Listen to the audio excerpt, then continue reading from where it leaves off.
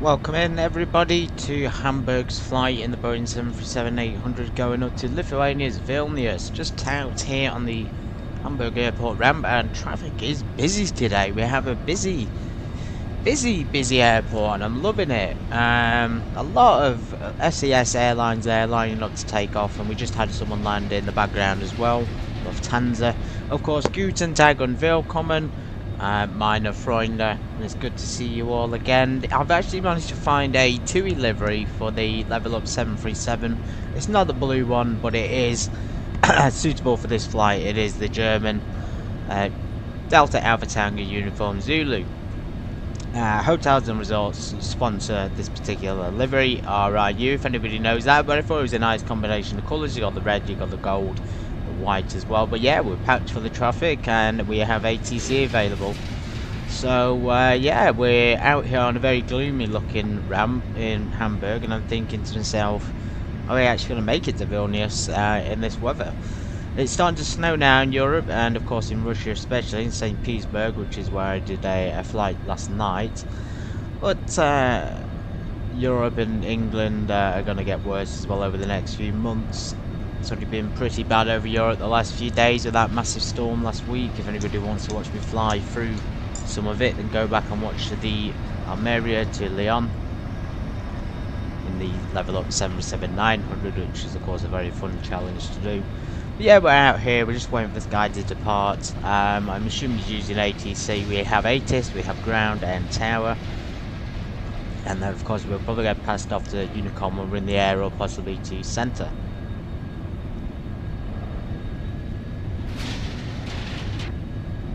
It's taking a while though, and we have two planes there waiting. We're not changing the ATIS, ATC at the moment. Of course we can't hear them.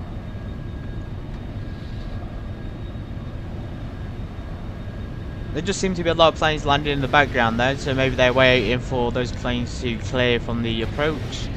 If we just look on the map here, we just had one come down this runway as well, and one, yeah, so that's why they're probably waiting, because there's across the runway at runway 15. But yeah, the approach there pretty busy as well. I picked a really good day actually to come to Hamburg. Let's just go ahead and get inside. Oh, that's a lot warmer, isn't it? So Avitab, the charts. I'm gonna load up what we need there. I'm gonna keep my eye outside for the SAS. Oh, there he goes. Let's watch him.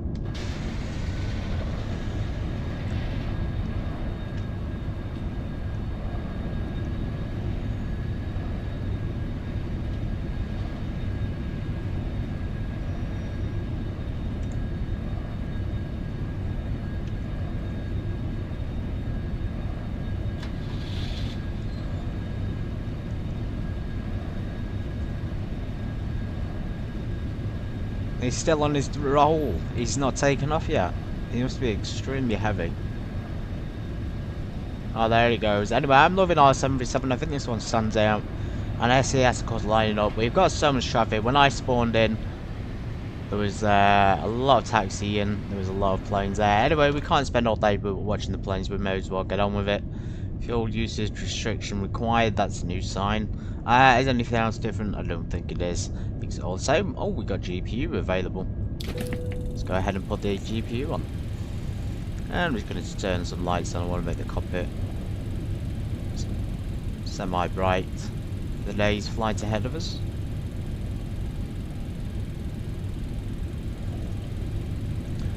Yeah, so Hamburg today, probably because the weather is bad actually, a lot of people might not even be able to get to work. Anyway, let's get the flight plan requirements done now so we don't forget.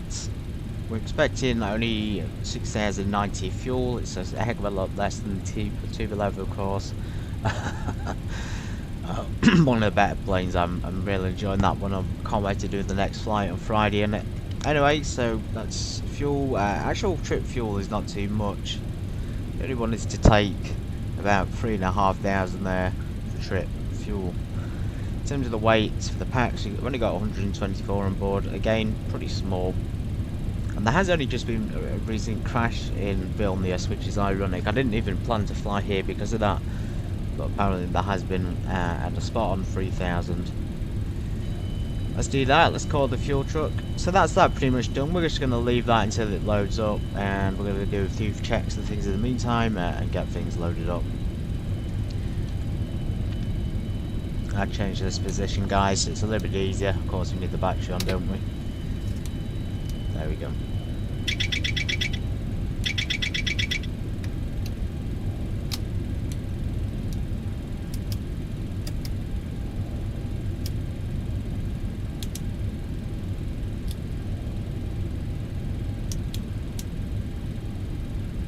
Flight pilot is calling for us to go to, let's see what it's calling. It's saying 230, 23,000. Now this is given to me by SimBrief, but then it's saying 35,000 feet, which seems a lot more realistic. So yeah, it seems like a stepped climb sort of thing. That's 23,000 feet, I don't know how long that'll last. I'll just see what the ATC gives us, and then by Rama, if we're not being given clearance to 35, I'll ask for it myself with a cost index of 33,000 feet. Yeah, so I set at 35,000 on the pressure, and that should help a little bit. Pronunciation recall. You'll probably recall we don't actually need the APU unit until we get our engine started, or you shouldn't do. A lot of pilots hop in and just switch it on straight away, but apparently that's not always the case. That's not how you're always meant to do it.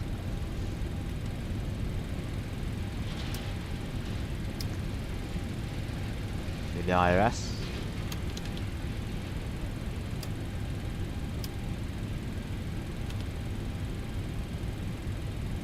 Just test it first.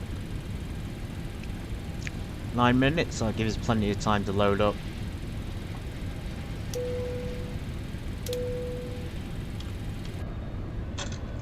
Who do we have here then? We've had a lot of SAS and we've got Eurowings yet again. That's been very popular today at this Hamburg airport. Who we got on the ground? I think most of them are taxiing now, but every time I look on the map, more people seem to have joined the airport queue, so there's a heck of a lot of traffic. You can see all these departures around the area they've departed and left.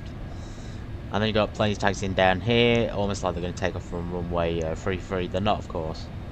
They're not, of course. They probably just landed from that direction. Strange landing and takeoff though, so we're going to get a clearance from the ATC information. The food and the baggage are loading up, as you can see. I did manage to put the assets in the right folders, which was not very hard at all. You're squawking 7,000.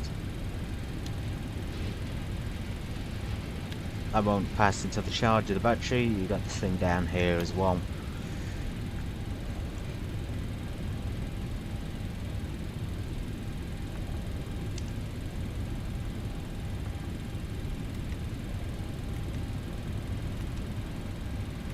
Vilnius airport, here we come. Company routes, and it's as easy as that. Let's just confirm it with this. The flight plan we have programmed in is the Lugeg 2 Bravo departure, runway 23. Runway 23. And the departure is programmed in as well. Let's check if the arrival is the Urkel 2 Bravo for Lithuania's Vilnius runway 19. Urkel 2 Bravo. And then of course we can select the runway ourselves, although we can choose discretion here. Of course the instructor, if there's one available, make it was a different one. But we could just say ILS Yankee for the time being and do that. Anyway, back to route 23,000 and then 35,000, so let's put 35,000 in. And then we'll wait for the IRS to align. Awesome.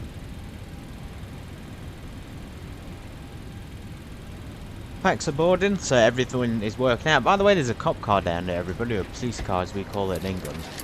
And they've actually got the colours of it correct. It's the German, well, it's the European colours, isn't it, for the police cars. It does vary by country, I didn't even realise that, but yeah. ACE information, let's get it. Let's get the ATIS, and then we'll tune the ground, which is, the ground is on 121.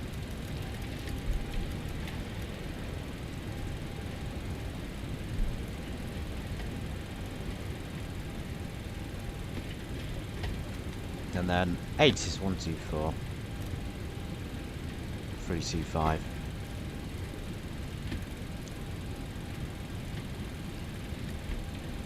QNH 1001, trend, temporary clouds broken 1,500 feet, Hamburg information echo out. Information echo? This is Hamburg information echo, 91320. Expect radar vectors for ILS, runways in use for landing 15 and takeoff 23. When airborne, non-air advisory 122.800.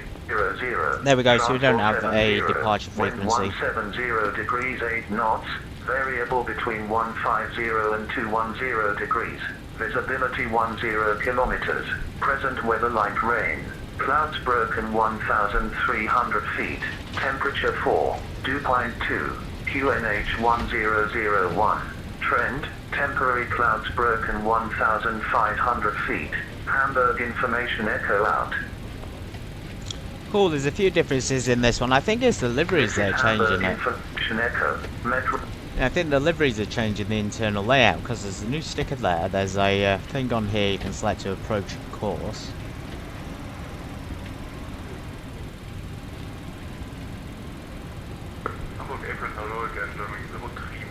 Well, you don't get that with the Levelup ones, so it must be a modification with the livery, which I think is great.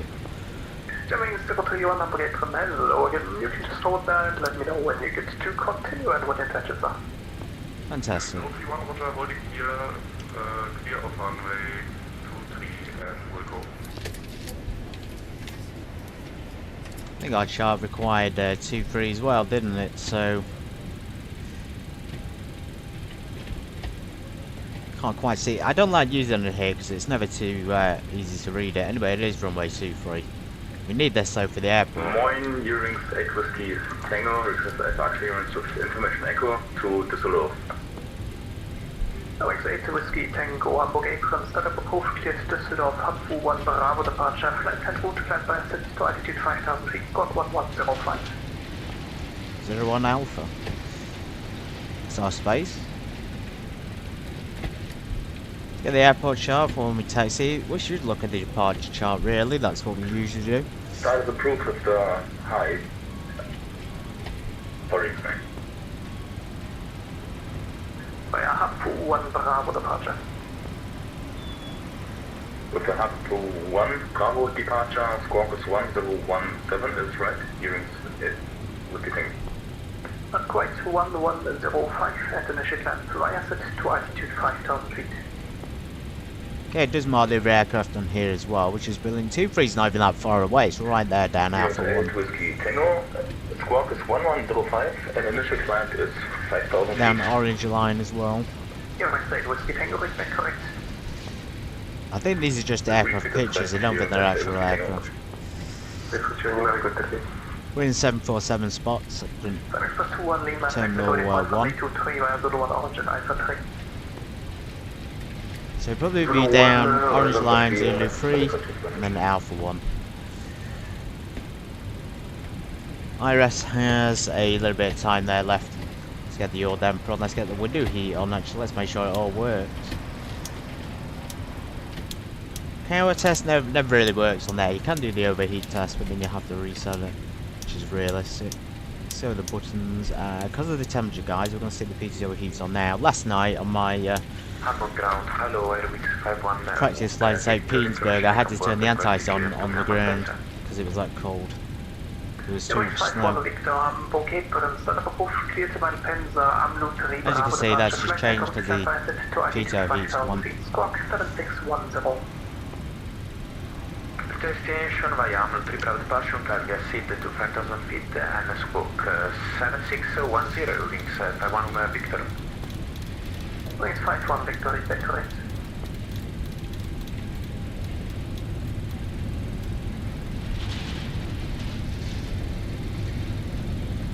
Hamburg ground. Good afternoon, November 806, Sierra Bravo, parked at stand 01 Alpha with information. Echo QNH 1001, request departure clearance. Delta 8060 Bravo Hamburg Apron, set up a proof clear to Vilnius via Ludeck 3 Bravo departure, flight and route climb by set to altitude 5000 feet, squawk 7617.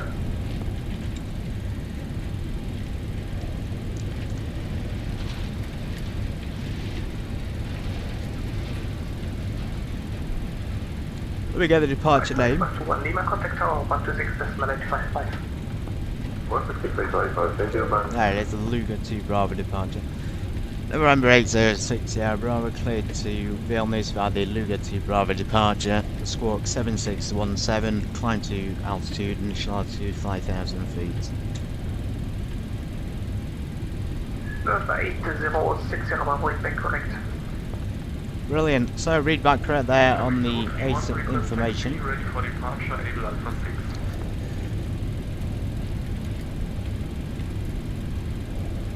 7617. And we're going to turn it on when we're on the taxi. Taxi loading point runway 23 via Zulu 3 and Alpha 3 cross runway 15. Zulu 3 1 taxi holding point runway 23 via Zulu 3 Alpha 3 crossing runway 15. IRS is aligned as well, brilliant. Lufthansa 6 request and 038 request push. Lufthansa 6 go push, make a push, face north for Zulu 1 blue line. We've got packs, so packs loaded, they're the longest ones, aren't they, guys? Facing north, able to 95%. Zulu 1 not blue. Let's just turn that radio down, it's a little bit loud, isn't it? Alright, then just Zulu 1. Roger, Zulu 1, Lufthansa 6 echo. We're probably going to be passed off to the Unicom, so we won't have to worry too much about constant departure. And then we'll contact tower. He did clear his push and start as well, but I'll get confirmation on that just before we do so. Yeah, there is a tower 126.855.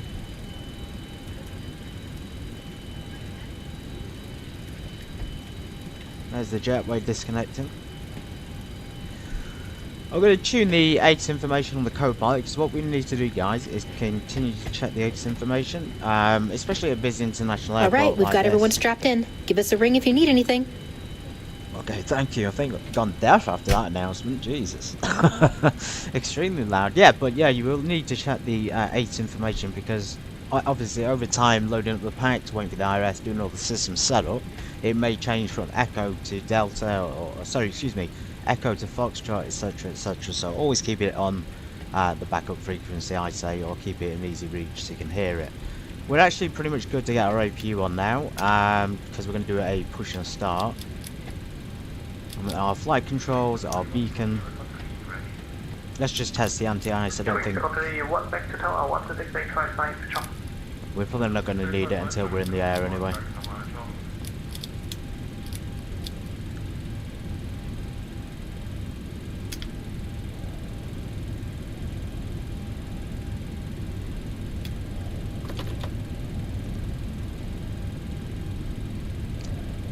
Look at that, guys. So the awful weather thankfully is off to the west. It still looks like the remnants of that storm that was here the other day, but thankfully we're going over to the east in Vilnius.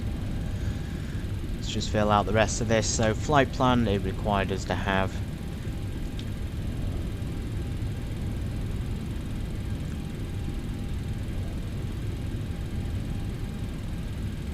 3429 for trip fuel.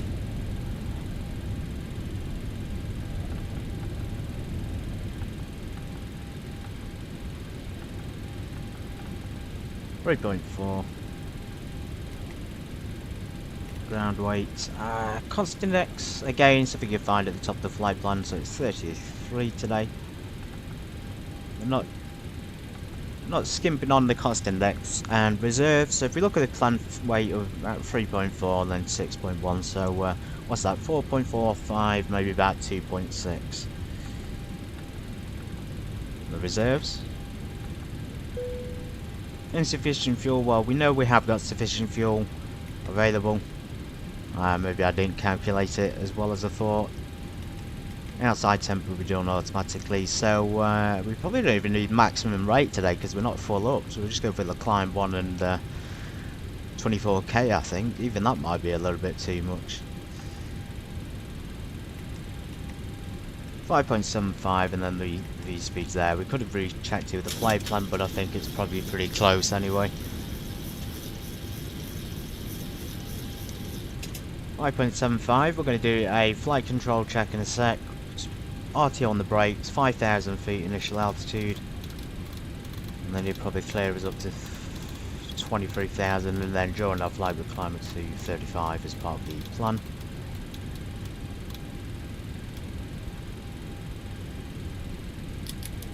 Right, APU's coming online. Let's switch the APU power. Let's get the ground power disconnected. I think it should do it automatically. Yeah. So when you put the beacon on, you can change your settings, by the way. When you put it on mine, I've got it so that, as it would in real life, it would remove the ground power. I can't remember where I had it exactly. Oh, down here. So ground power will go off automatically with the light. Same as the chocks, you put the parking brake on and the chocks will get removed.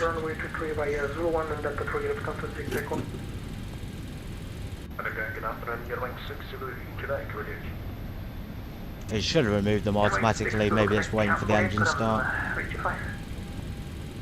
Good afternoon, your wing 6 over Quebec, go to stand 04 Alpha, information echo over C321, QNH 1004 clearance to Stockholm as well. Wing 6 Zulu, Quebec, stand up approved, clear to Orlando, via Ludwig 3 Bravo departure, flight level on stand by set to altitude 5,000 feet, squawk 3752. Thank you, clearance to Orlando, via the Langing 3 Bravo departure, climb initially 5,000 feet, 752, first one, keep wings 6 over Quebec.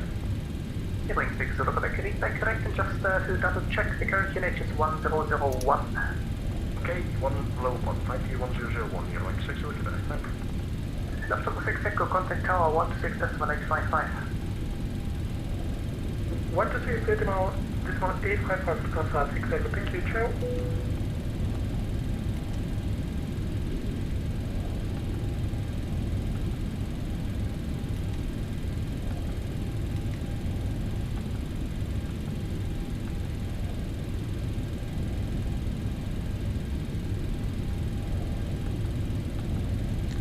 Wondering if the LNAV's not coming on because we've got a steep departure there to the south. Let's just set VNAV's come online. LNAV is not activating, so it might be because the turn is too steep, so we'll have to do that ourselves, guys.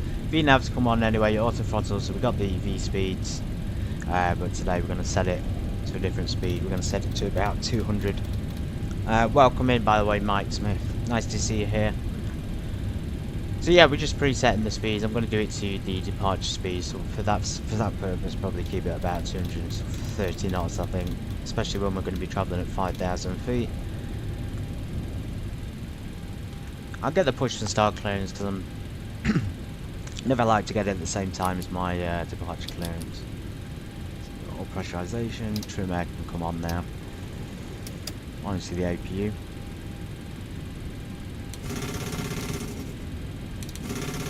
Snow warnings are a success, actually, pretty good.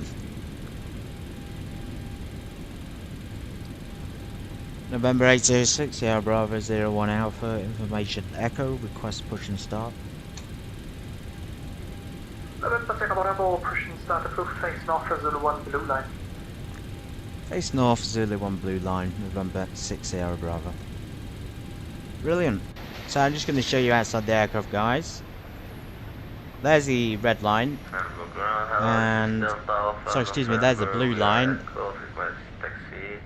blue, yellow, and they call it orange, it looks more like red. Anyway, let's do that, blue, Zulu 1 Zulu. On to cockpit, toes driving up. And we're going to check the flight controls when we're on the taxiway, and we'll probably check the actual flaps as well. Let's get the number 1 engine started. APU bleed air on might help. There we go, nice and quick start. Okay, all doors and hatches are closed, ready to connect.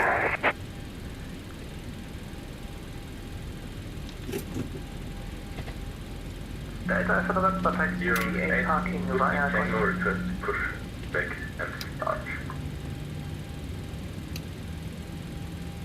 First Delta for November, taxi to GA, parking via Golf. Taxi to GA, parking via Golf for the top and automatic. In the squawk mode, Charlie left for taxi and prior to takeoff, and then we'll put on TARA, we're on takeoff roll. It's been a super good start here at Hamburg.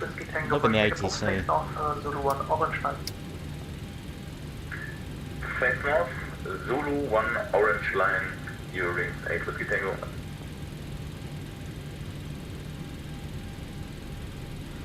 Yeah, so he's given us different pushbacks there to various lines. We shouldn't have any issues with collisions or anything like that.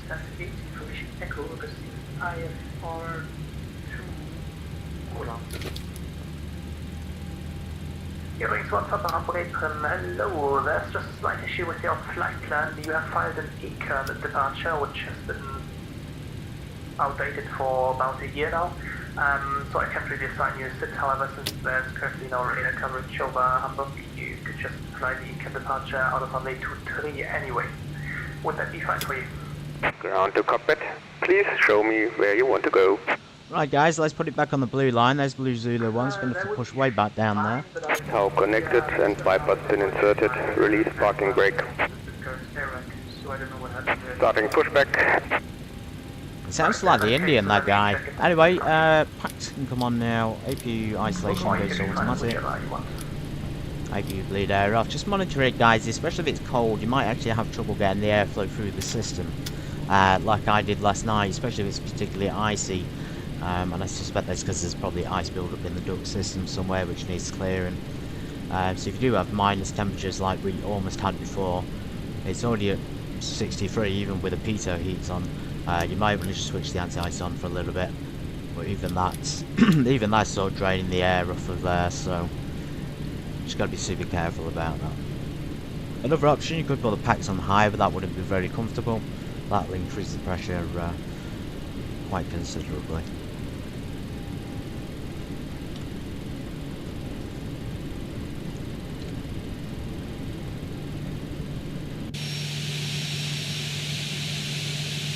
What airline is that? It's the TUI airline, so TUI.com.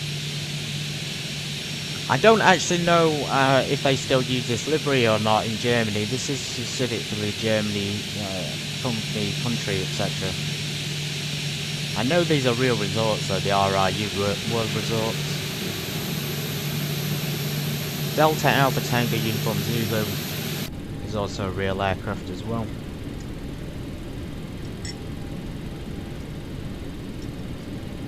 I could have gone for the blue one, Mike, but I'll be honest, I've flown that TUI blue one before and it's very hard to get it for the Levelup.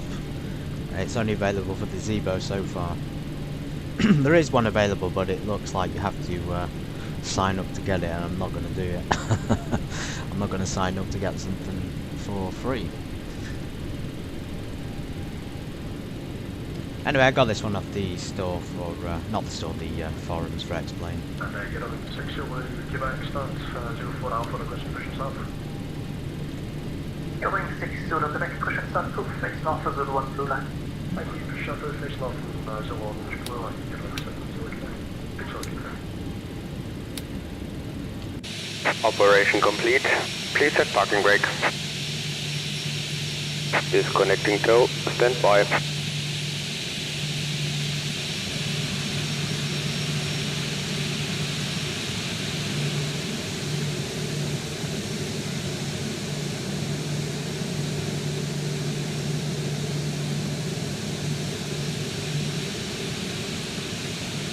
Some of you might also be wondering why I put max settings in the title, and that's because I always fly with max settings, but I never tell anyone, and that's the reality of it. It looks great with max settings, and I've got a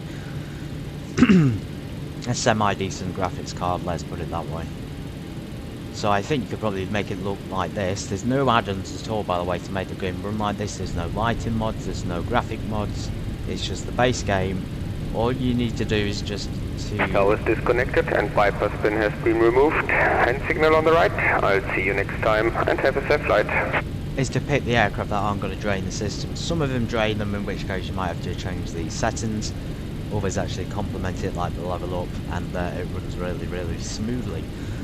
Anyway, we've got information echo on board still. Let's just tune into the light rain. thing, Clouds check it broken is. 1,300 feet. Temperature 4. Dew point 2. QNH 1001. Trend. Temporary clouds broken 1,500 feet. Hamburg echo out. This is Hamburg Information Echo. Met report time 1320. Expect rate. Still an information echo. Let's go ahead and do that. We're going to be giving Alpha 3 obviously straight down, probably straight ahead actually to the runway. And we can check on here. The weather yet again is working today, so look on our map as well for a little bit of a better one. Zulu 3 Alpha 1 or Alpha 3 here. Alpha 4 Alpha 5.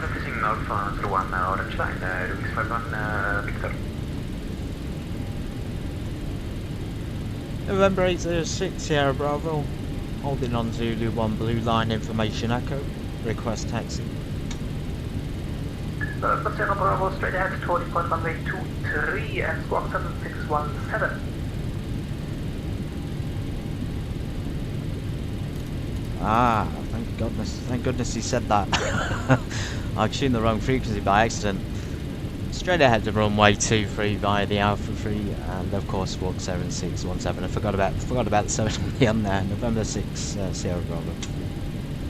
No worries, when ready, tower 126855. Welcome to tower when ready. Okay, great. The tower is of course 126855. We have that tuned in. Let's get going, guys. Let's get our flaps. In fact, no, let's get to the runway and we'll do a check prior to takeoff. Taxi to holding point runway 23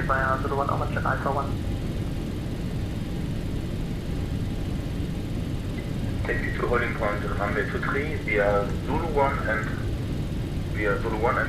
Alpha 1 unit with Yoke. Yeah, I've heard people say it as well, Mike, about Microsoft in particular. I played on Microsoft Flight Simulator 24 earlier this year and it actually ran really well, but then later on in the year it did look pretty crap. But that's the game, I think. It's strange, they got like buildings on there which look good and then all of a sudden they'll turn to mush. I think it genuinely is Microsoft, the game, in that situation, because that explains, you know, I've never had that issue on this one.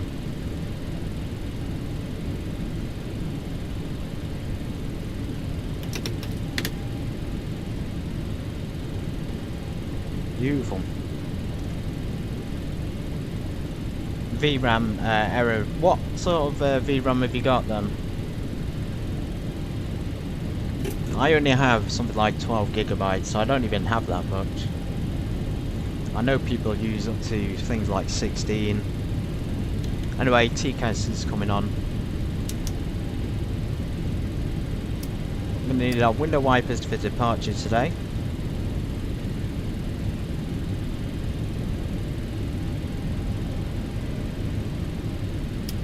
Let's contact tower. 126855. We're ready to go, guys, so I won't be able to check the traction when they are, but the departure's there ahead of us. We're going to be taking off and then going round in a sort of patterned shape. As you can see there, the warning on the airspeed is because I set it manually rather than vertical navigation. Or to V-speeds. We are going to double check the V-speeds now, so we want to make sure we have 142, so we'll be rotating about 132. Say climb out speed about 150. Alpha 1 request departure runway 23. Line up runway 23 and wait. Line up runway during every takeoff. That's fine, he's beat us to it. We're going to retract our flaps in the meantime. Take our taxi light off, take our fixed landing lights and things on.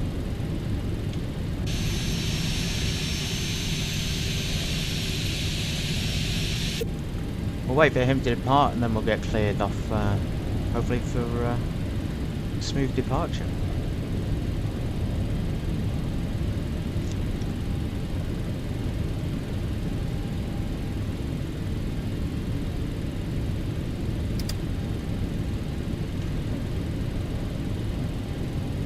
16 gigabytes, blimey. So we can make something after that, you know, like 6 like an actual or the average alpha. I definitely keep blaming Microsoft in that case then, Mike. The game has so many issues, but I did enjoy it, to be fair.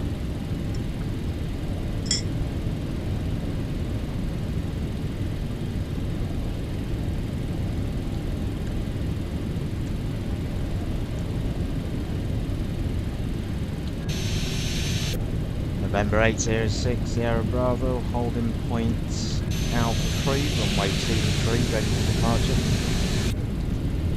November 806, Sierra Bravo, Hamburg Tower, mine and number 2 for departure.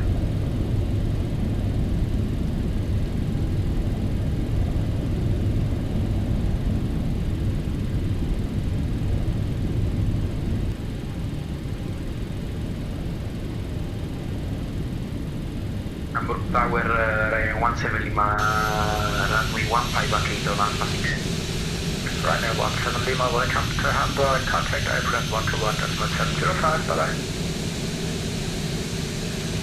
Ground 121.705, thank you, Ryanair 17 Lima, bye. Radio wings 8, Whiskey Tango, wind 180 degrees, 7 knots, favorable between 140 degrees and 200 degrees, runway 23, clear for takeoff, have a great flight, bye-bye. 123, please for takeoff, thank you for routine, use Whiskey Tango.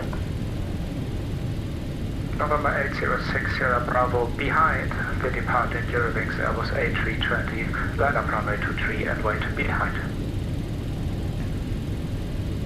Over the departing Eurowings A320, line up on runway 23 and wait. November 826, Sierra Bravo. Right guys, we're going to get going now. I really like taking my time in these departures, as you can tell. Makes it more than one better, and also you can just appreciate the graphics like we are today. Taking the chance to really enjoy them. Come on Eurowings, we're waiting here. We got 124 people on board.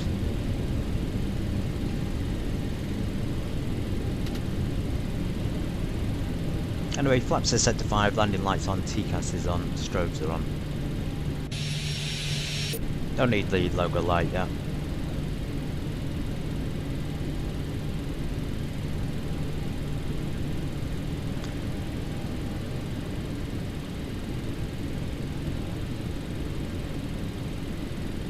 Let's keep an eye on the weather as well. I mean, obviously it's looking rough. If we need to do a go around, we'll come back and request landing via runway, whatever the landing runway is.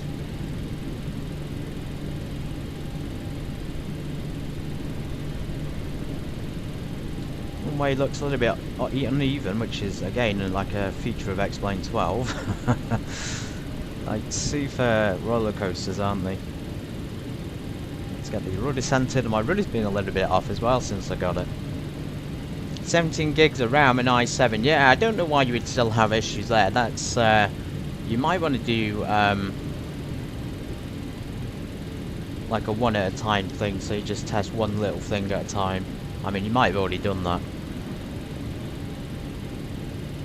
But with 16 gigs of RAM and an i7, that's like, well, you've got a really strong computer there that can probably handle quite a lot. So yeah, it must just be something in the Microsoft that's causing it. It might even be a setting in one of the planes, you never know. It might be something as silly as the weather radar. For some reason I don't know, they might have programmed it to take up a lot of resources. November 806, Sierra Bravo, wind 180 degrees, 7 knots, available between 140 degrees and 200 degrees, runway 23, clear for takeoff, have a great flight, bye-bye. Runway 23, clear for takeoff, November 6, Sierra Bravo, thank you very much for the ATC.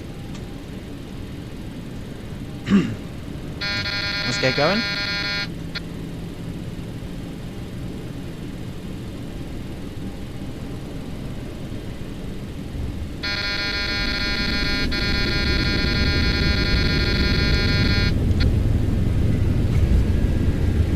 Toga, a little bit wet, a little bit slipping. 80 knots. Cross check.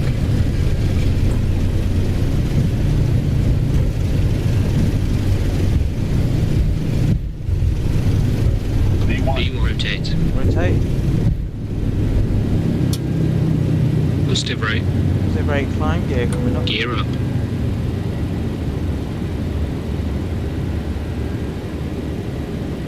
Full 100. 400 feet.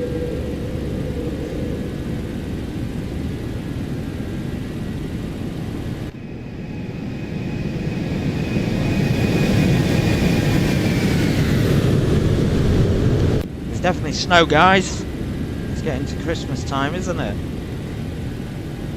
Fantastic. Anyway, we need to pitch down a little bit now. We're about 1,000 feet, so we're going to bring those flaps up to 1. Keep climbing at about 210. It says, so as you can see, we're going to be going up to 5,000 feet initially. Now we may get past off to. In fact, no, we won't. We'll have to switch over to Honeycomb ourselves, but initial altitude will be 5,000 feet.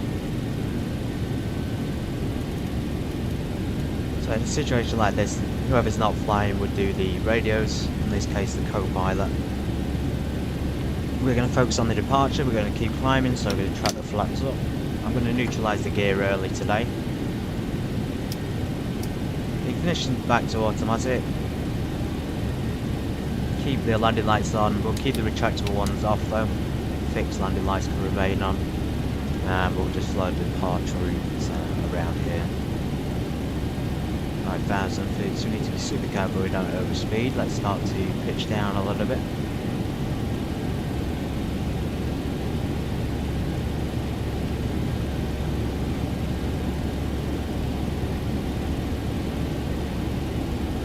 To go. So he's given us 5,000 feet, probably till EDDH 106, which is the 4,000 feet limit, and then we'll clear it to 23,000 feet.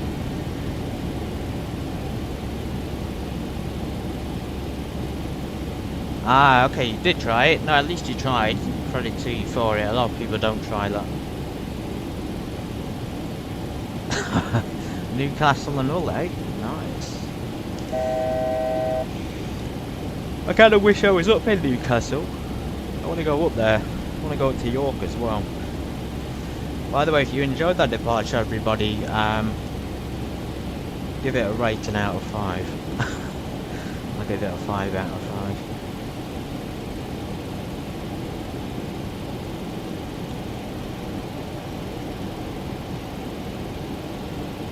A bit distracted there, so we'll have to go back down to 5,000 feet. I think I might sit the autopilot on at this point, but probably safe to do so. Air conditioning's tripped off, of course.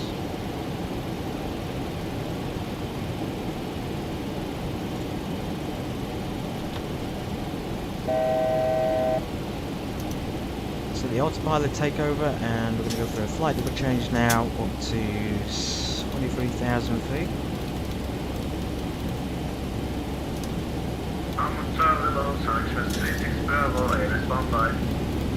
A bit all over the place, probably because of the weather.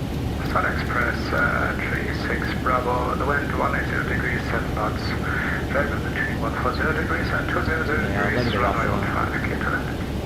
Runway 15, thank you, 36 Bravo.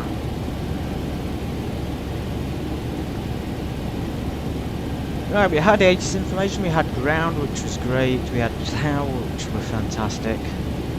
We don't have any centres available, I don't think, so we're going to tune ourselves onto the Honeycomb as the ATIS information instructed, and there's us rough weather guide, so we're going to push through this. Bank angle, bank angle.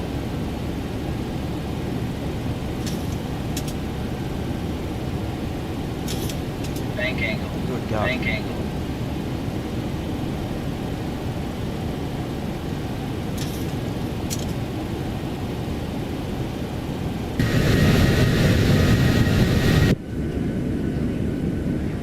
This is a TUI holiday you won't forget, isn't it?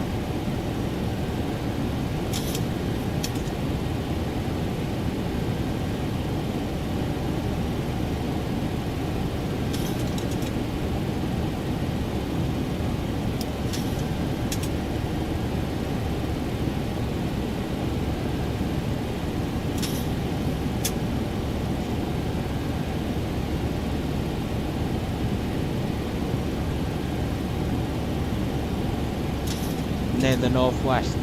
Nice. So are you near Liverpool then? Or are you a bit further up? Before watching this, but only was us two chatting. I know, yeah, it's a strange one, Mike. I get like, well, yeah, sometimes I can get quite a few people in, but no one will chat. Or sometimes I get a regular guy in who chat, you know, regular subscribers, which is great. Well, then no one else will join in, and I'm kind of just thinking, I don't really know how to do with that. You know, I'm not clued up on it.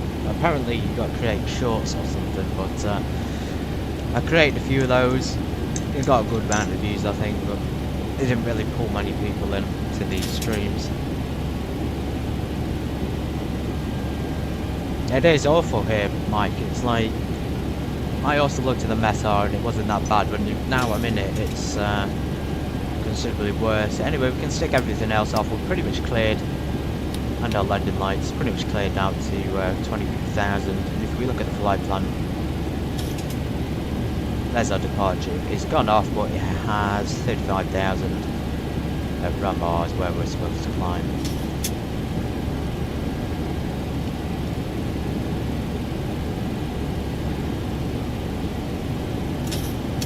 Barrier Infernus. Oh, it's nice in Barrier Infernus. I liked it.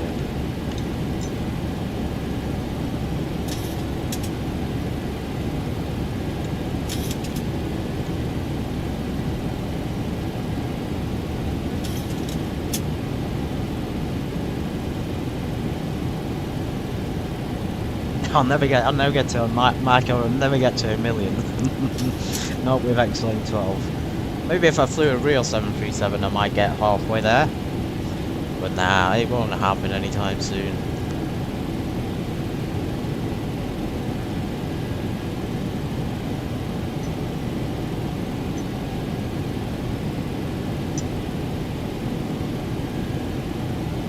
Cool, blimey, you're even further up. Blackpool, right? I love Blackpool Airport. Been there a few times. I've done a few flying things there as well. You're further than that. You're well past Morecambe as well, which is also nice. A lot of places in England up north which are worth visiting, people don't go to. I did a flight over to Isle of Man, for example, which is just west of you, isn't it?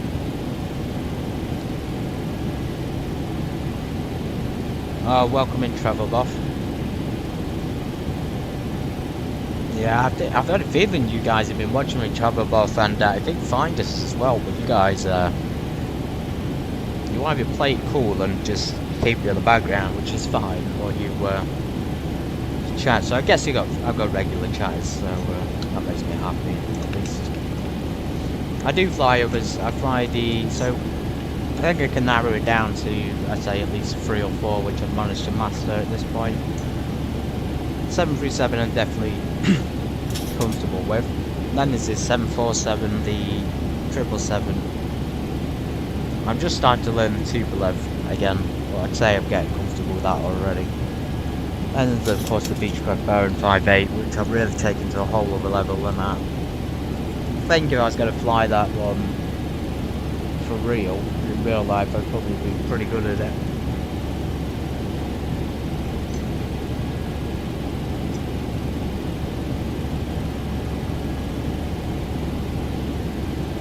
Then of course there's the A330.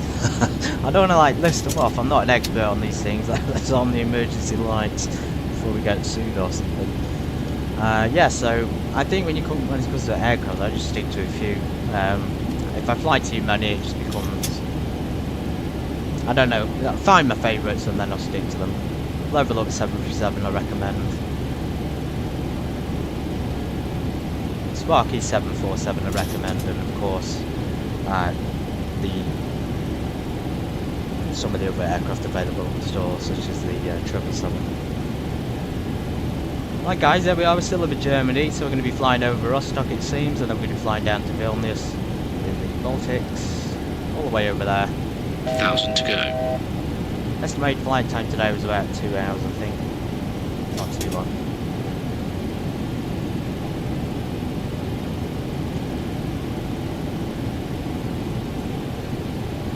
You know, I loved Flight Simulator X, Mike, I really did. Back when I was first playing it in, God, this was years ago now, but I would be so into it and I'd be playing it on a daily basis that That's all I could think about. So if I'd go out somewhere, plus at the time I was actually flying real aircraft, so it was like a complete bonus for me and a compliment. I would go out and I would come back, and the first thing I'd do is go on Flight Simulator X. And then if I'd go for flying, I'd go on Flight Simulator X and practice, basically, practice circuits on it, and then go do the real thing, which is great.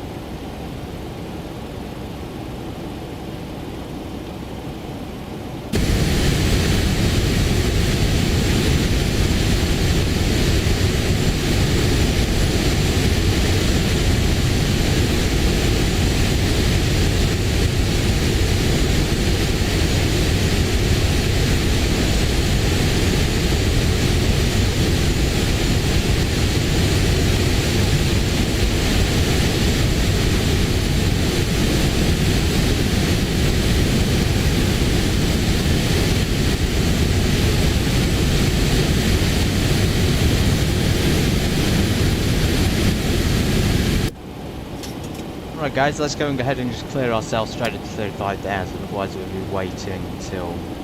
In fact, we're clear to it now, 35,000 feet, optimal cruise level.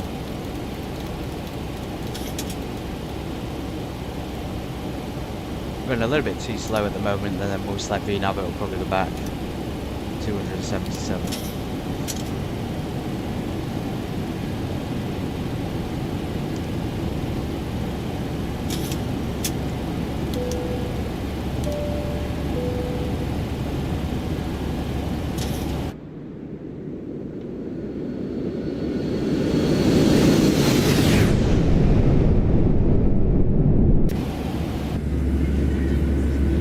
Gorgeous views outside this plane today, guys.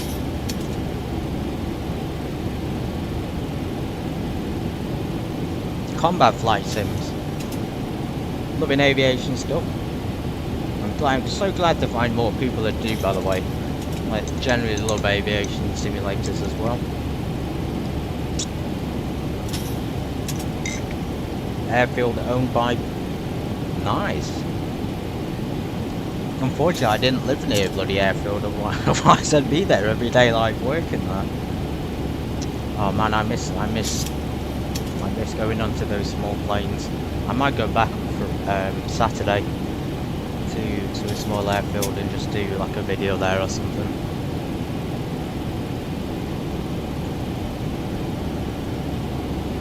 Tornadoes, Jaguars, jeez.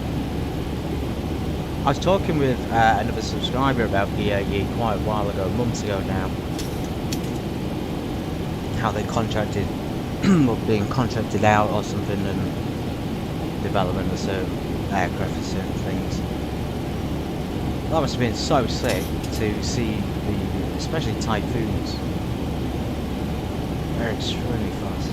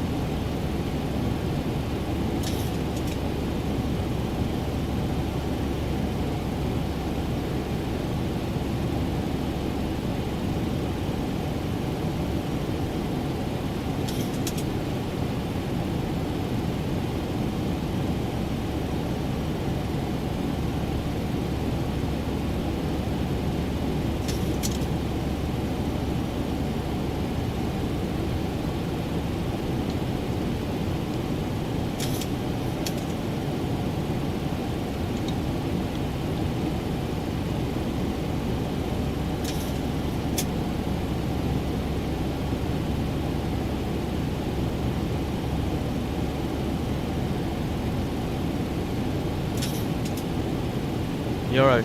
I just looked it up then, and it says it's. Is it right that it's a Eurofighter that you're talking about? But tornadoes, Jaguars, Harriers, Lightnings, Vulcans, Typhoons.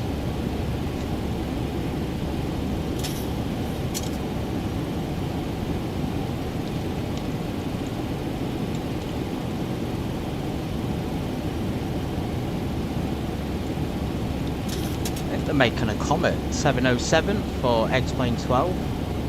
It's not a fighter plane, but it is actually looking pretty damn good so far. It's available on the forums to look out in pictures, but it's that was a huge aircraft from decades ago with 4 engines on it. Yeah, the Nimbus 707.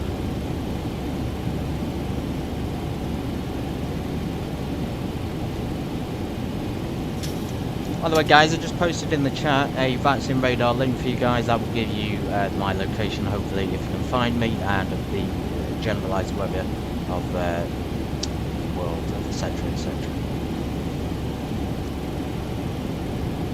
Gorgeous views up here over Europe. We are at standard pressure now. We should be at our cruising altitude of 35,000 EDDH time shortly. Please feel free to step about the cabin. Buy something nice for your wife or your children.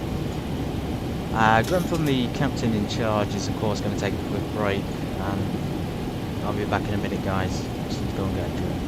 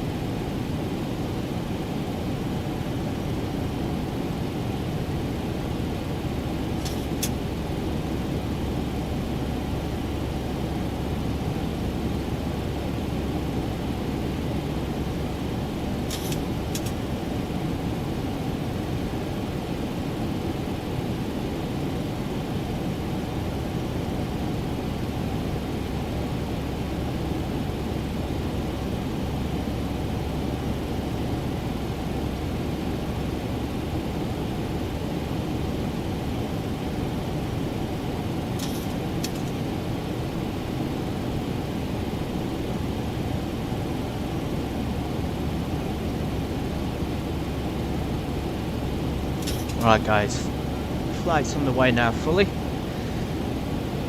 EFA Typhoon, 2000 Typhoon. TV back in 2000, check the Typhoon flying over the island. Blimey.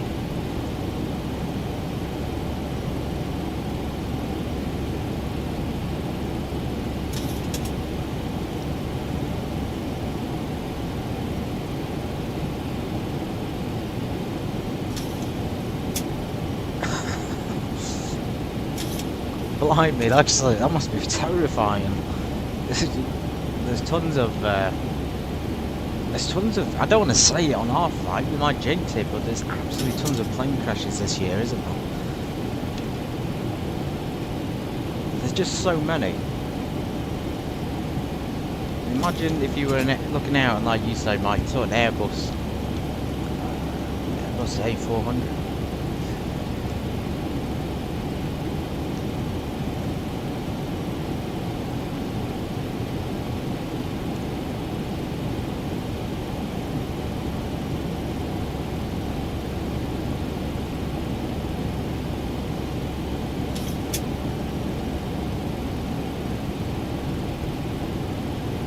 We are flying like directly over the clouds and it looks so strange. This is, I don't know if this is a graphic thing, but we're on maximum settings available. We've literally hit the cloud top. We're literally at the top of it and it looks like a flat pancake. Yeah, going back to the crashes, the Vilnius crash recently. People have been making videos on it.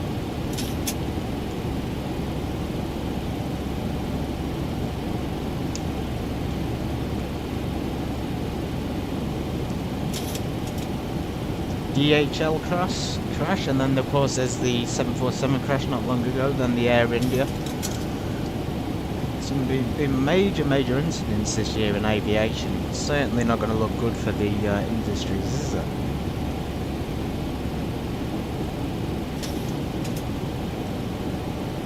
The majority of crashes are caused by human error, so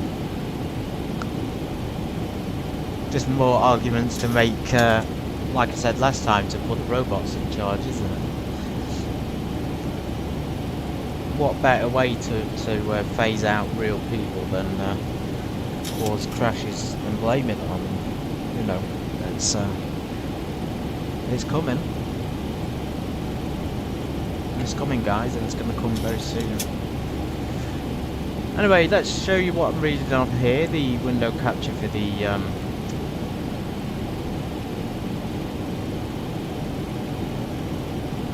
Lithuanian thing. As you can see there, I'm just using the standard internet. And of course I've closed it. Brilliant.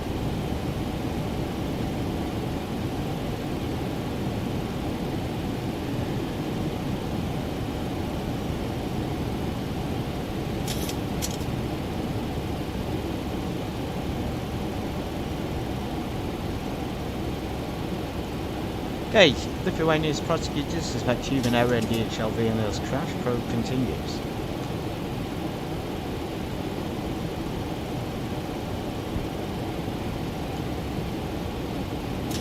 DHL cargo aircraft. Okay, this is important. It seems to mostly be there has been a few big cargo aircraft crashes this year, likely due to human error based on all currently available evidence. So that'll be the black box and things like that. I'm guessing the AC comms probably.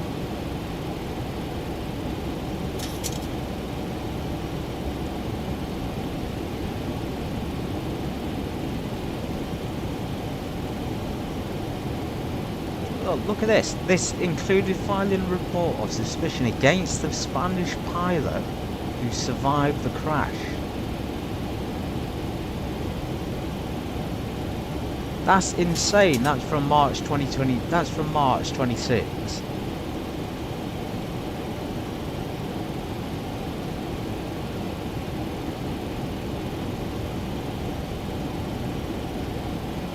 Oh, here we go, guys. This is it. Crash is believed to have resulted from human error, specifically deactivation of the hydraulic systems. This happened again this year with the hydraulics being switched off by accident. And the pilot who had done it, I can't remember where it was, but the pilot who had done it had accidentally flipped in a 737. The hydraulic pumps off here, and then despite all the warnings, they didn't realise the mistake they'd made. So obviously here he was meant to switch the anti-ice on, but instead he flipped these ones. I don't know if you guys remember that or not.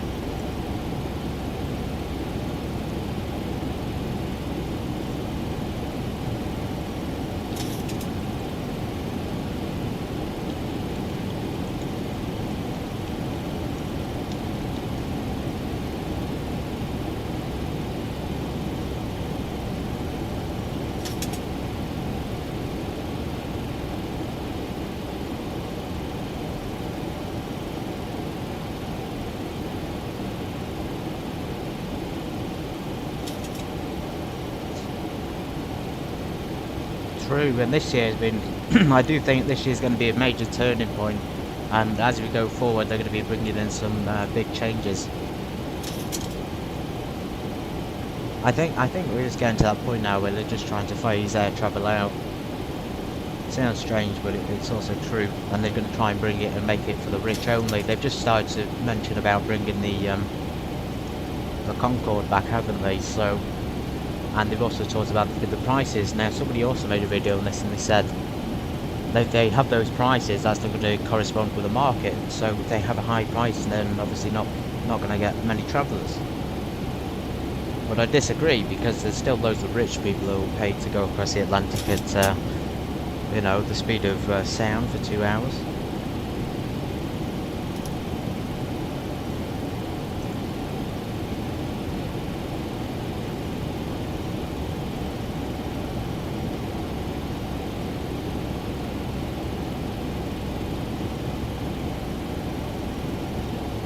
Crucial wing deployment, which could have led to the aircraft's descent. I'm not sure what that means by wing deployment. I'm assuming that might mean flap extension, but I have no idea.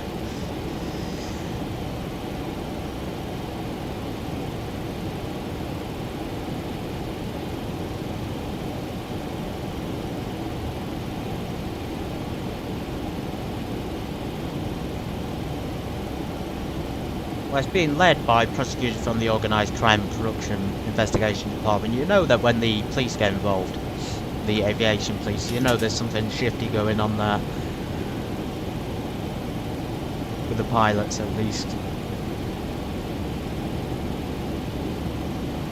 But they're still affirming or reaffirming that there's no unlawful interference, despite the Spanish pilot being suspect or something. Crash near Vilnius airport, close to a residential area. One pilot, was a Spanish citizen, was killed in the crash. 3 other people, Lithuanian, German and Spanish, were also injured. There's not much there, to be honest. That's not the best article in the world, is it?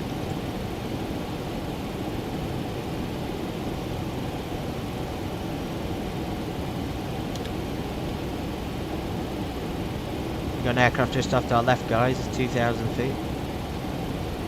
2,000 feet difference.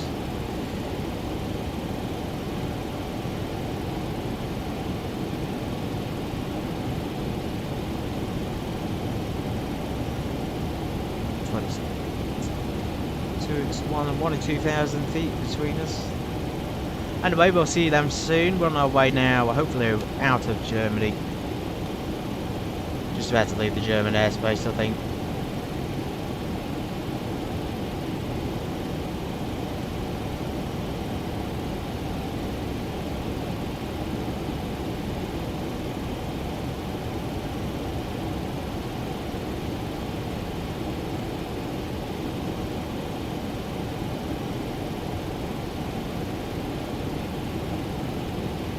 Confine, contain, and control. I quite like that, mate. That's a nice, nice way of putting it. But yeah, confine, contain, and control. You've said it pretty well. And I think aviation is going to be a big industry where that's going to happen. I still stick by what I say, that it will just be for the rich. I mean, it's getting that way now, isn't it?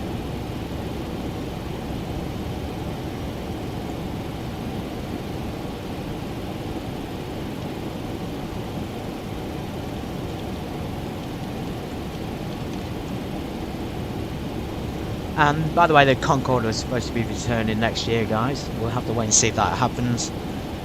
The new company is called Flight Concorde Limited. If you remember, the reason they stopped using the Concorde originally, because it kept crashing, it wasn't a very stable plane to begin with. So we'll wait and see if that crashes in the first year. Probably won't, though, hopefully.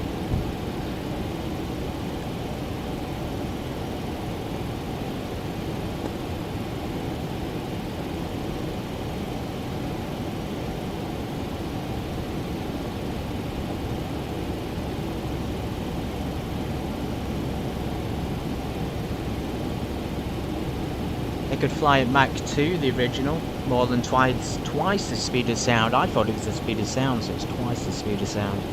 Cut transatlantic travel time by under 3.5 hours. That's really, really quick. In 2000, the tragic crash near Paris grounded public confidence, of course. Rising costs and fewer passengers. Concorde was officially retired in 2003. It's so strange because back then I don't even remember seeing Concorde at all. I never ever saw Concorde, ever.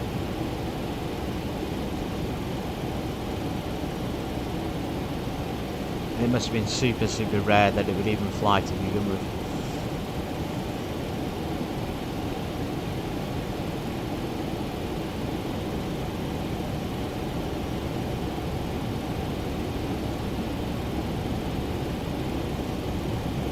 Interestingly enough, it actually says that on June the 6th, 2025, Donald Trump, President of the United States of America, signed the Concorde bill. Apparently removes a 52-year-old ban on supersonic flights. I didn't even realise they had that ban in place, but that would explain a lot.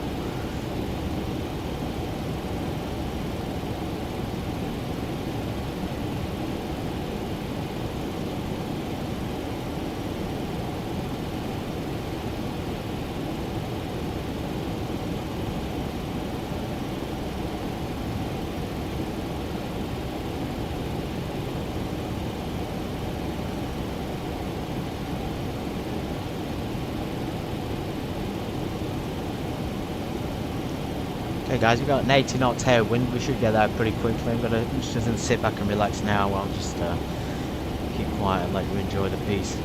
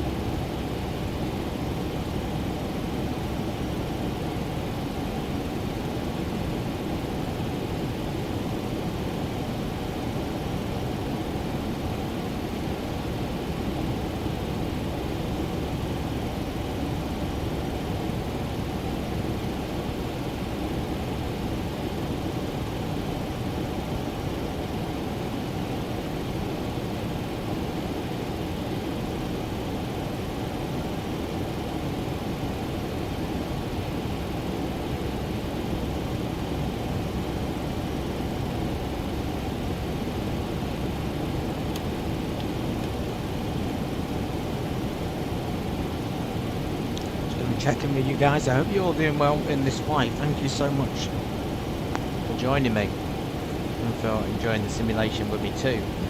I hope you love the Levelup 737. I do. It's a brilliant plane. Maximum settings is just absolutely gorgeous. It's as close to real as you're going to get. The Levelup version at least.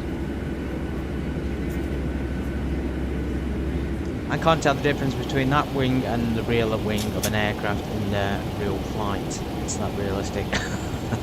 Anyway, we're near our top of descent, so 150 nautical miles. We're on the long leg now, but again we got that 80 knot, so 80 knot tailwind there, and then we'll be descending shortly. We got another thing down here which was new, so hopefully we can use that for the approach and for the localizers.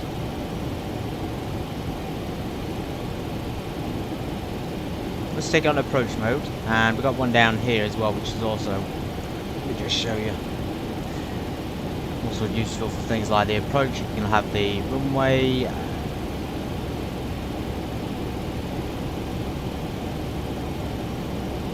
change the different modes there, standby or arm, primaries, etc. VMCs, glide slopes 3%.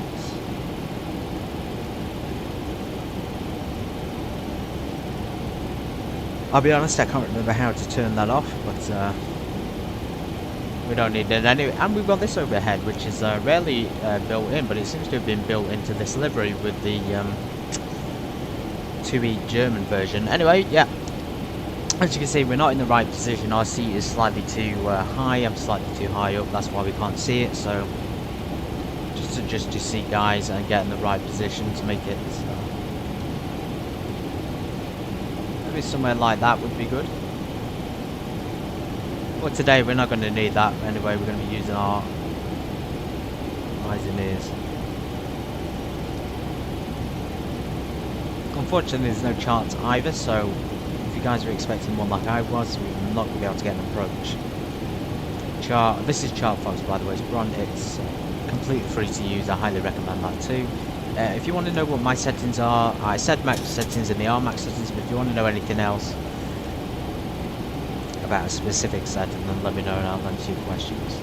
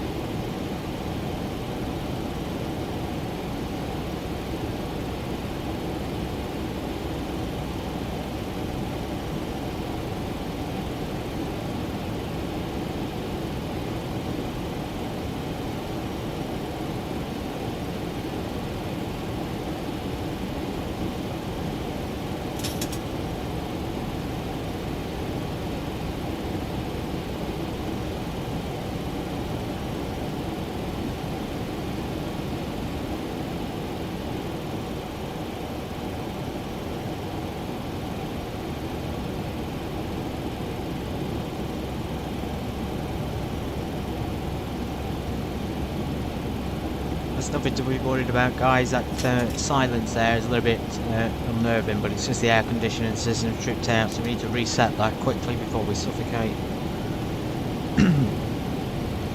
That's very odd. That could also be a sign we need to turn the packs onto high at this point. We are at cruising altitude, so let's go ahead and do that. If we leave it off for too long and it trips out too long, it just means there's going to be no air supply to the cabin. And obviously hypoxia will kick in pretty damn quickly at 35,000 feet. After the air's drained out of the system, that is. Anyway, I've pre-selected the altitude to 11,000 feet. It says this is 72 Ostriv. Not suffering hypoxia, are we? It's just going a little bit dark.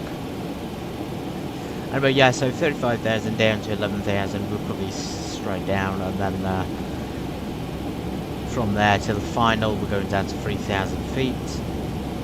Not very far at all, it's just these are the longest sections, and then here's the arrival. Done pretty well on time, actually. We've done this in about an hour and 40 minutes so far, when we were estimating about 2.5 hours, so well ahead of schedule again. Today we've not used the wing lights, although has my beacon light gone off? Blimey. I didn't even notice that. We did turn it on earlier anyway, but if you put the wing lights on, the announcement would be made, and usually that would be before takeoff, so we didn't use that today. We are going to use the logo light, and we'll probably use all the landing lights, since there's 4 choices on this one.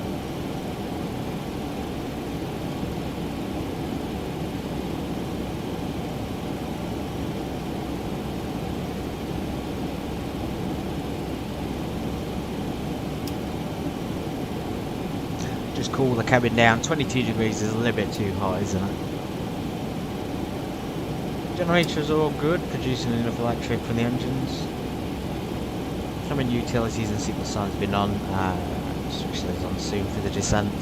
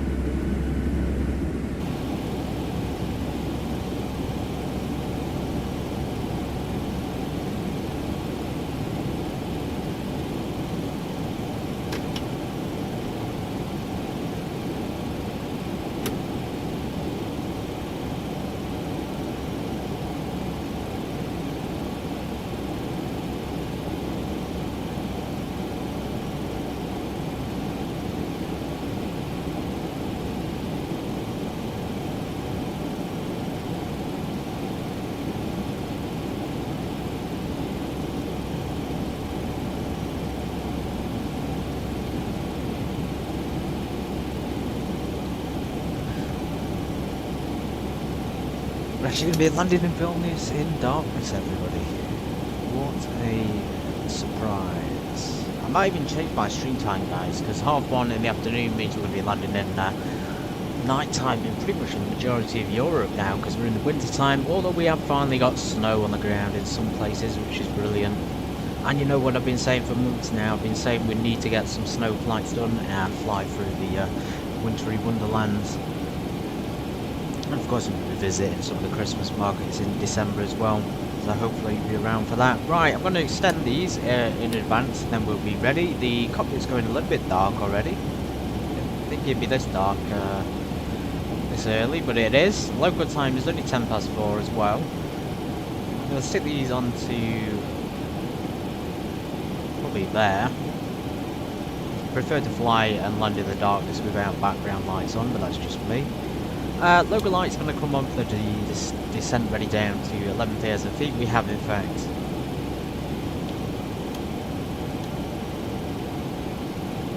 should have got to our top of the descent now, so we're going to go ahead and do that using the vertical speed. And we're going to go for it to about 1,800 feet per minute. Now you can calculate it, but I'm not going to be calculating it today. We'll probably get there.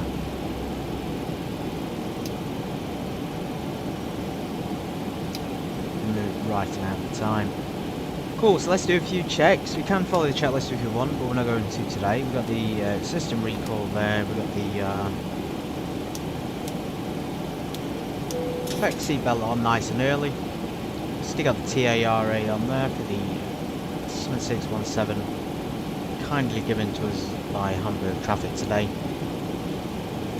By the way, I was checking ATC earlier and there was nothing, and then it came on and there was absolutely tons of ATC at Hamburg Airport, so thank you to them.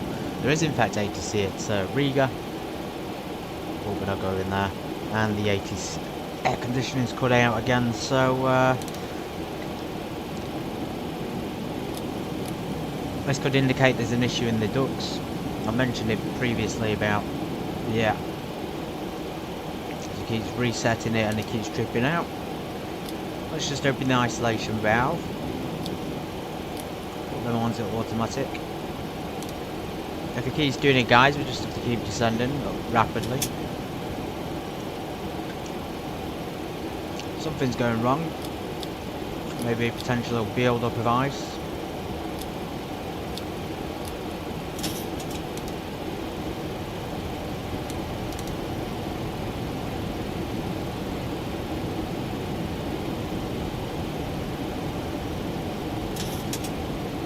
Yeah, tripping out again.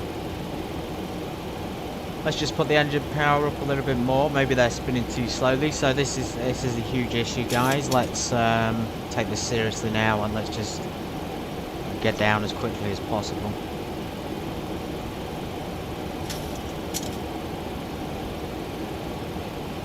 So I'm going to initiate sort of a rapid descent here.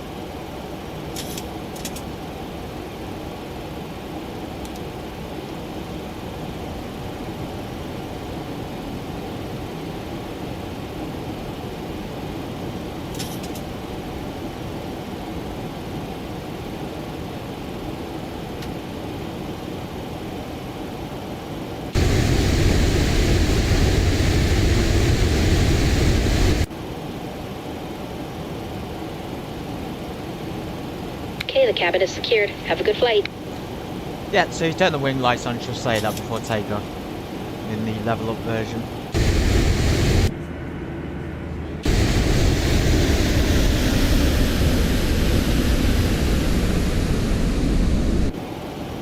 Okay, that seems to sort the aircon out, so maybe we were just a little bit too slow. There wasn't enough air potentially going through the systems, but we turned it back on. The isolation valve is automatic again. Pressure's not great, but we'll wait and see what happens on it.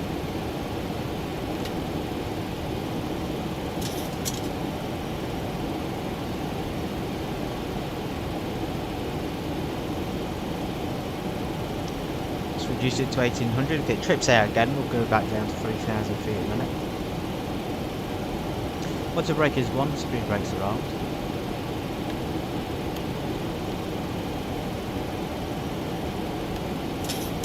You can see we're going to come round and come down into runway 19. So we've got a 70 knots tailwind at the moment, which should translate to a crosswind. A little bit of traffic in the area.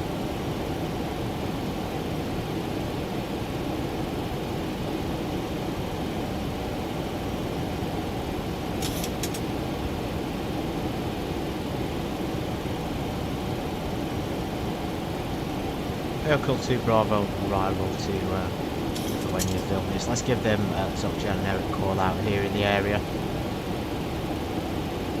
November 806 Sierra Bravo, flight number 250, descending flight number 110, the Vehicle 2 Bravo arrival, Vilnius Airport. And one of the things about Levelup is where you can actually open the windows on these. I didn't even realise. How fantastic is that?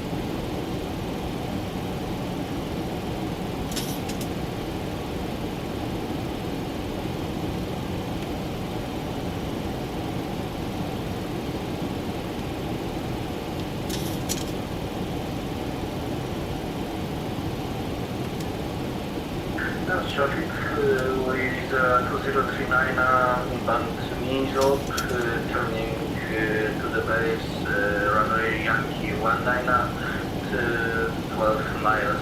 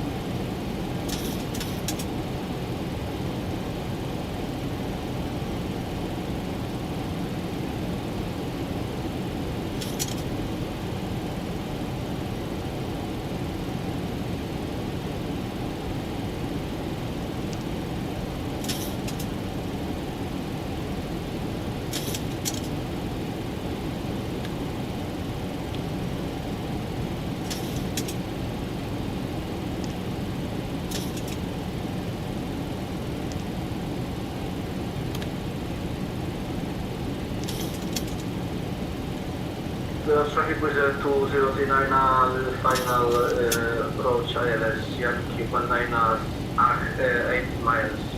We Vilnius traffic.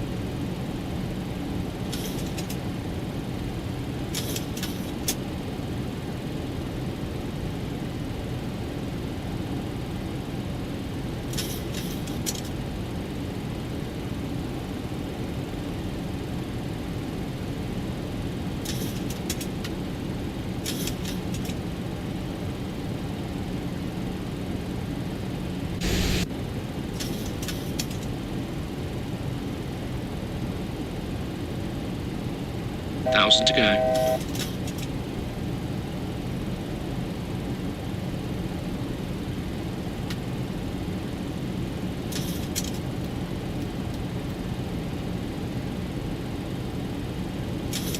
Thousand to go.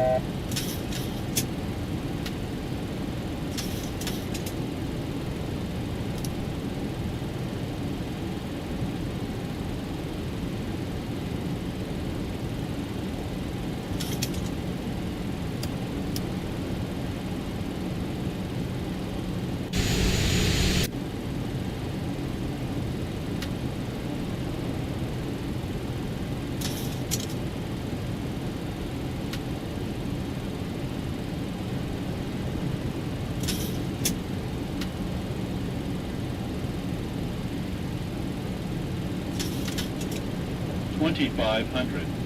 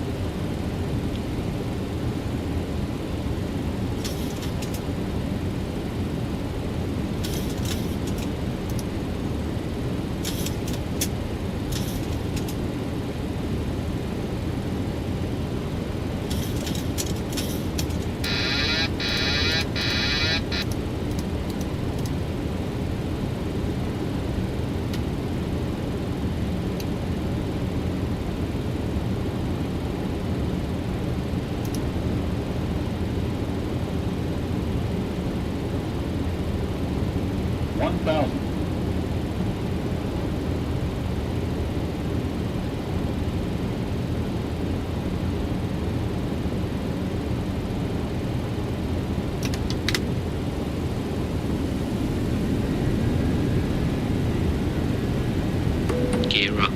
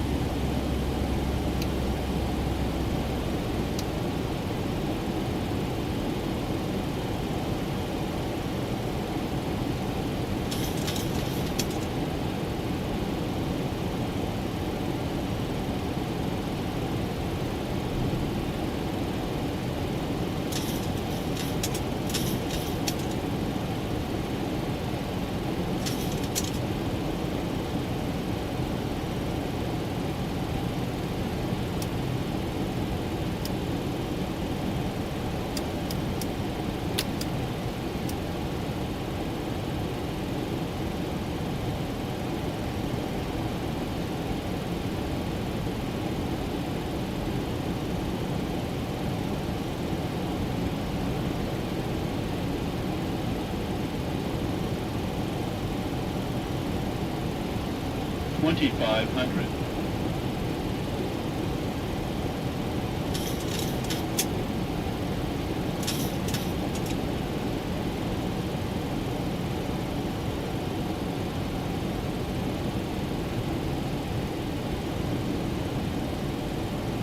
We're not there yet. We had some issues, we had to go around.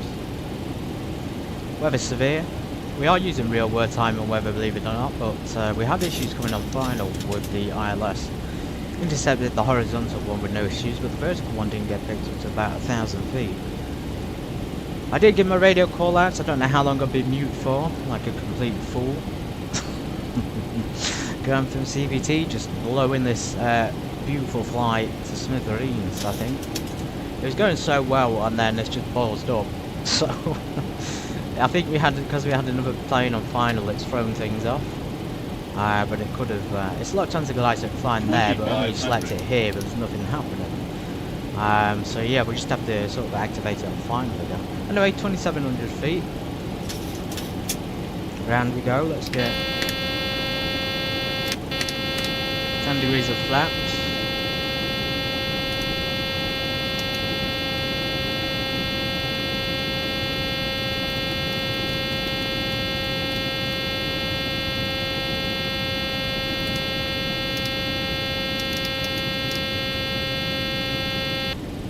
Now it won't activate. There we go, auto throttle.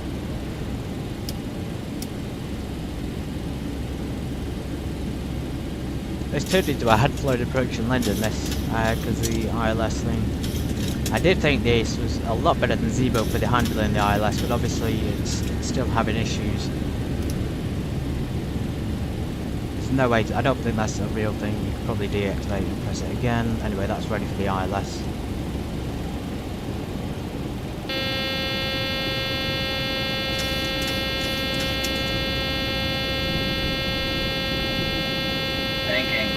Bank angle.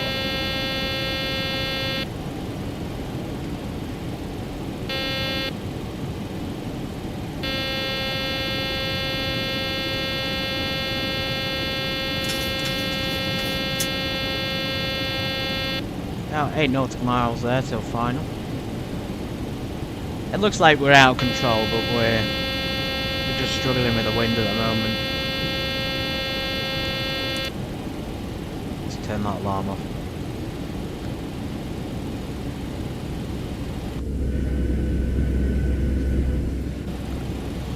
Turn it up to final. Goodness. Second approach. Let's see how it goes. Got tuned in for the ILS. We have got the ILS localizing thing locked on as green, so we're just ready to turn the autopilot back on. It should fly it. So let's try it one more time with the autopilot. Let's see what will do it. We're at 3,000 feet.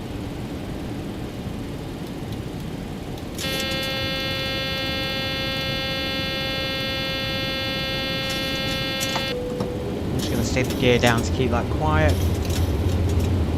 15 degrees of flaps. Yeah, so when that locked on, I couldn't change the vertical speed either, which was a real pain in the ass. So hopefully these are going to illuminate this time, and we're not going to have any issues.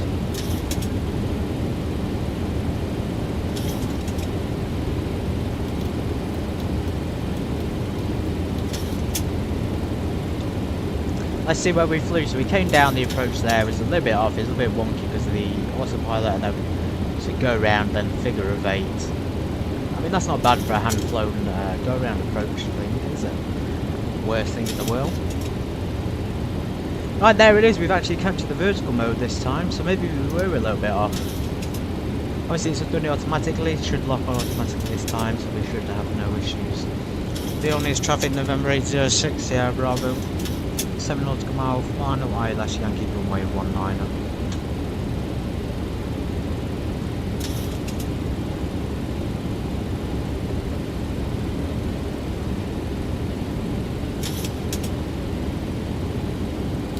VNAV and LNAV will come unavailable because we're using the localizers. So let's go down to our reference speed of about 140.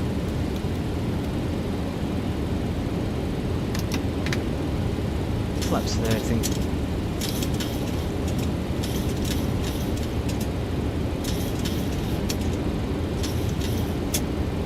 better.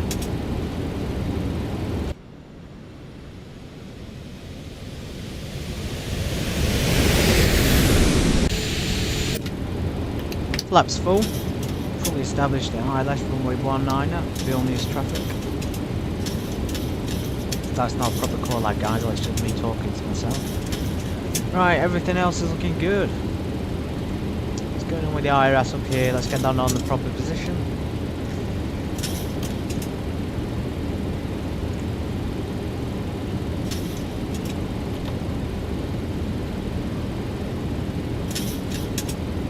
There we go. Yeah, so maybe we were just slightly too high at 3,000 feet, and that's what's happened. Obviously, the same thing happens again when you go around. We do so, but it looks like we've got 2,000 kg of fuel. We've really got pretty much no fuel left at all. We've burned through all our reserves. Geez, we're on absolute minimum fuel at the moment. Flaps are full. Landing lights on. Seatbelt signs on. Ignition to continuous. That's all looking good. In the cockpit lights.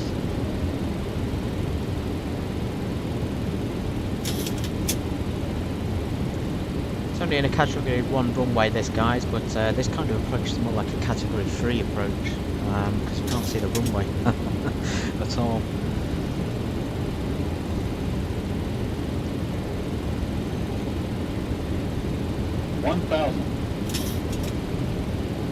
One thousand feet, you can see ground on the left hand side. It's absolutely freezing outside. The ice is building up on the windows. 1,000 feet. I'm going to turn the autopilot off when we have sight of the runway.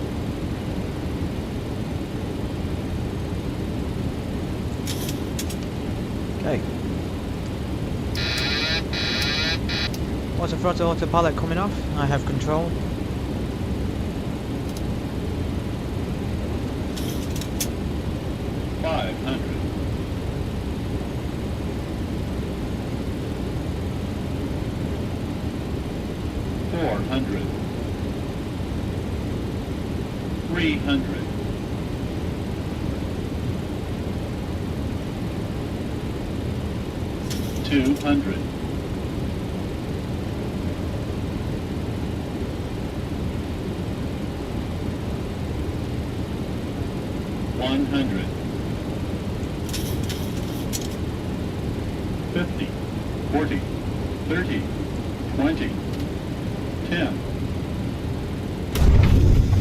Reverses, spoilers. Reverse is active.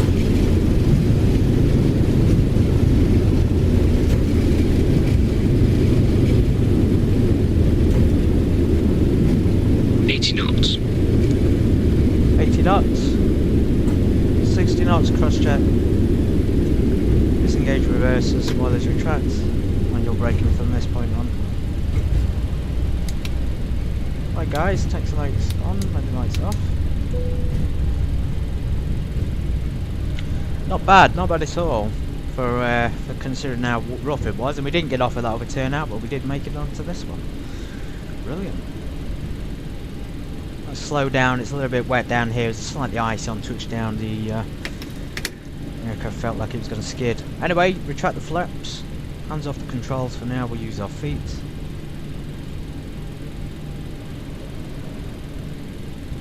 You cannot teach it. You cannot teach it. You can't teach that kind of stuff. Anyway, I'm bragging a little bit. Turn out lights off. I'm going to turn the strobes off. I'm going to stick our transponder onto mode Charlie for now. We're going to taxi to parking.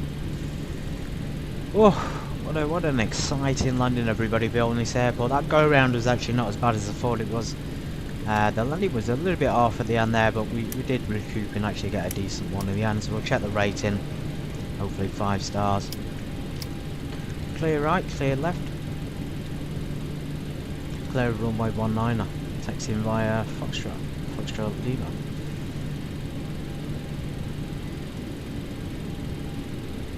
Vilnius traffic, November 806, Sierra Bravo, clear runway 19er, taxiing to terminal via Foxtrot Lima. That's right, isn't it? Foxtrot Lima.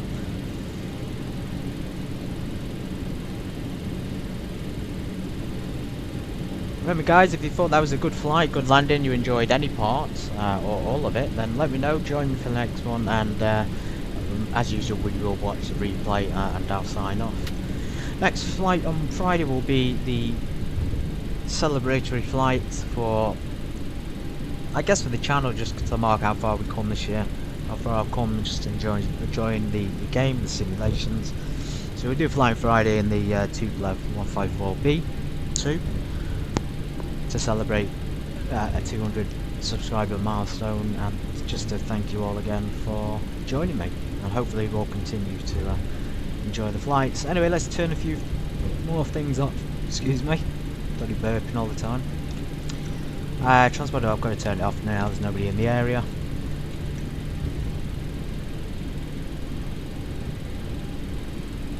Beautiful.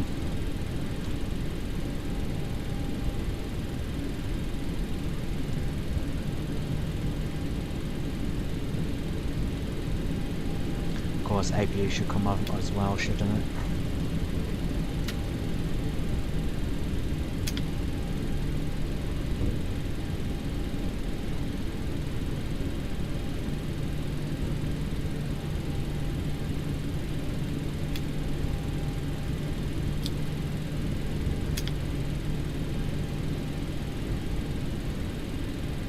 I'm assuming the APU is starting, so here's Lima, we'll taxi down. I can already see a space down there next to Ryanair, potentially got Alaska Air here, although Alaska probably wouldn't fly here.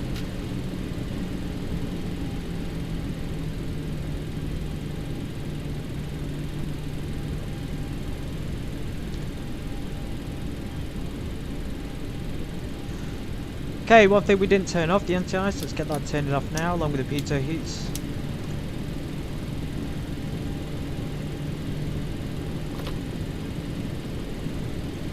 Ah, guys, I can see a terminal ahead with a jetway, or we've got a open hangar on the left.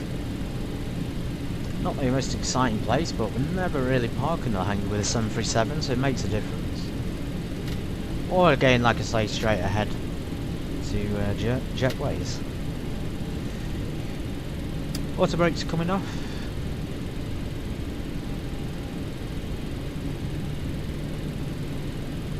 I think wing lights can come off at this point.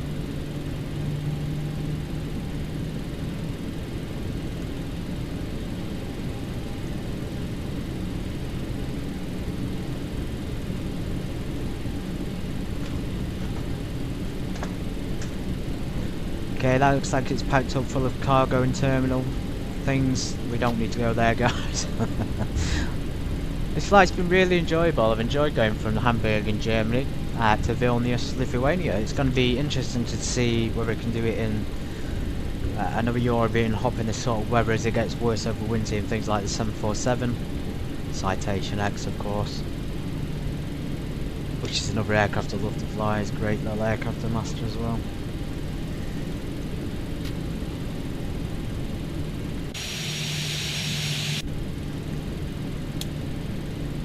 Turn the taster light off so we don't blind people in terminal.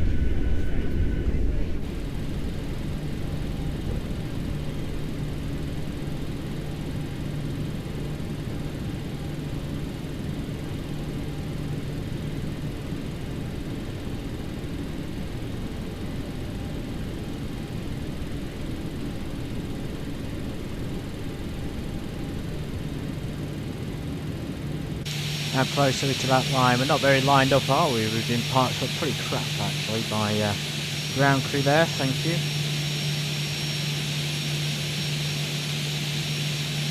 Let's do it there. Not the worst, not the best. It doesn't matter really, does it? Anyway, fuel cut off. We're going to do this properly.